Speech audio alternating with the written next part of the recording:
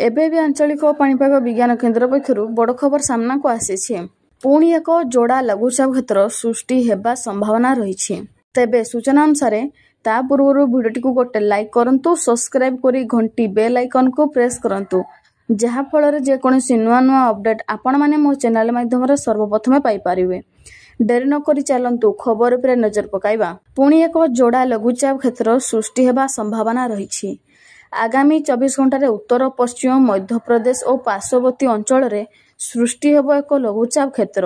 ଅନ୍ୟ ଏକ ଲଘୁଚାପ କ୍ଷେତ୍ର 17 ତାରିଖ ବେଳକୁ ପଶ୍ଚିମବଙ୍ଗ ଏବଂ ଓଡ଼ିଶା ଉପକୂଳରେ ସୃଷ୍ଟି ହେବା ନେଇ ସମ୍ଭାବନା ରହିଛି।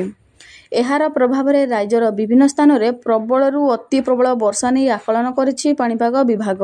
ତେବେ ଓଡ଼ିଶାର ଉପକୂଳ ଜିଲ୍ଲାଗୁଡ଼ିକ ଯଥା ବାଲେଶ୍ୱର, ଭଦ୍ରକ, କେନ୍ଦ୍ରାପଡ଼ା, ଜଗତସିଂହପୁର, ପୁରୀ, ଖୋର୍ଦ୍ଧା, ଗଞ୍ଜାମ ଓ ଗଜପତି ଆଦି ଅଞ୍ଚଳରେ ହାଲୁକାରୁ ମଧ୍ୟମ ଧରଣର ବର୍ଷା ସହ କିଛି ସ୍ଥାନରେ ବିଜୁଳି ଘଡ଼ଘଡ଼ି ଓ ପବନର ବେଗ 30ରୁ 40 କିଲୋମିଟର ପ୍ରତି ଘଣ୍ଟା ରହିବ। ଆସନ୍ତା 48 ଘଣ୍ଟାରେ ରାଜ୍ୟରେ ବିଭିନ୍ନ ସ୍ଥାନରେ ହେବ ପ୍ରବଳ ବର୍ଷା।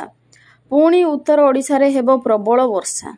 ଆସନ୍ତା 24 ଘଣ୍ଟାରେ ରାଜ୍ୟର 3ଟି ଜିଲ୍ଲାରେ ପ୍ରବଳରୁ ଅତି ପ୍ରବଳ ବର୍ଷା ହେବା ନେଇ ପୂର୍ବାନୁମାନ କରାଯାଇଛି। ମୟୂରଭଞ୍ଜ, କେନ୍ଦୁଝର ଓ ସୁନ୍ଦରଗଡ଼ରେ ଅତି ପ୍ରବଳ ବର୍ଷା ନେଇ ଅରେଞ୍ଜ ଆଲର୍ଟ ଜାରି କରିଛି ପାଣିପାଗ ବିଭାଗ। ଏହା ସହିତ 13ଟି ଜିଲ୍ଲାରେ ପ୍ରବଳ ବର୍ଷା ହେବା ନେଇ ୟେଲୋ ଆଲର୍ଟ ଜାରି କରାଯାଇଛି।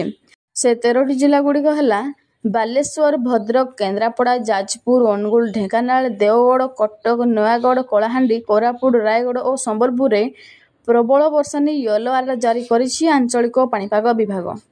ଏହିଭଳି ଅପଡେଟ୍ ପାଇବା ପାଇଁ ଚ୍ୟାନେଲକୁ ସବସ୍କ୍ରାଇବ୍ କରି ଘଣ୍ଟି ବେଲ୍ ଆଇକନ୍କୁ ପ୍ରେସ୍ କରନ୍ତୁ।